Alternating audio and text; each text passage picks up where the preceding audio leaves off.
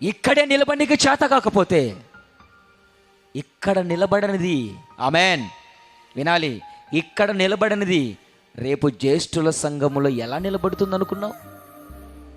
Amen, ఎలా నిలబడుతుంది? కుదుటగా ఒక చోట నిలబడని వాడవు రేపు దేవుని సన్నిధులు ఎలా నిలబడతావు? ఒకడు వాని పని ఏంటి అంటే ఒక చోట కుదురుగా ఉండడు వాడు. ఆమె ఒక చోట కుదురుగా ఉండదు, కాళ్ళు కట్టేసిన కుదురుగా ఉండరు.